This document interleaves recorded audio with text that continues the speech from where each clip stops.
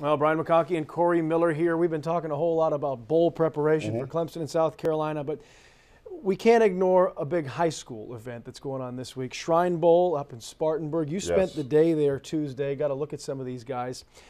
And they have a lot of ties to the Big Two in the state. Casey Crosby, kid out of Bamberg Earhart. Big kid, good athlete. Seems to be coming Carolina's way, and he has said no to a lot of big-time programs. Alabama, LSU, Clemson, a lot of them. And here's the funny thing, Brian, because I had the opportunity to spend with him and his father, who's the head coach at Bamberg Earhart, at the opening in Oregon this summer. And Casey Crosby is one of those special athletes. I'm talking about a hybrid. You know, there's a tweener between a halfback or a fullback or even a tight end. You know, we call it an H-back. I think that's what he's going to be. He's athletic enough to play even a running back position at 235. But where are the Gamecocks going to play this kid? Because he's not your 6'4" type of a tight end that lines up on the line of scrimmage. I think he's more of a fullback or even a linebacker. I talked to his dad about playing middle linebacker. Now, I don't know if that's going to happen. He can do it. But KC is that offensive-minded guy. You got to make him mad to be aggressive. But he's a heck of an athlete. Caught some nice passes out there today. Soft hands. They're going to flex him out on Saturday and try to isolate him on some cornerbacks. But I really do like Casey Crosby of Bamberg. And he actually did line up at quarterback 1 or 2 times. Yeah, he can do it all, man. He's like me at Pageland. I mean, when you're at a small 2A school, you're the best athlete on the field. You got to line up. Got to use him. Punt, pass, and kick. You got to do it all. I even drove the bus sometimes. So whatever they ask me. And he's kicked, too. That I did. He has kicked. I don't know if I want to be on that bus. But speaking of offense and guys that can go, Scott, Darrell Scott out of North Carolina, running back, very impressive. Yeah.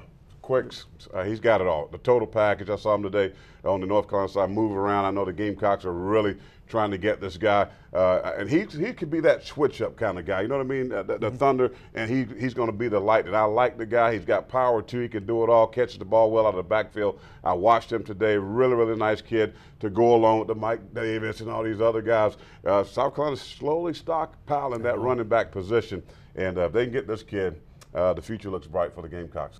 That moves us on to the next item on the list, the real wild card in this. Dexter Wildman out of Saluda says he's going to Florida State. That's the commitment, but South Carolina does not seem to be off the table completely. He still has a visit coming up. A huge battle. G.A. Mangus of South Carolina, Jay Graham, former Gamecock running backs coach, now at Florida State, is recruiting this guy.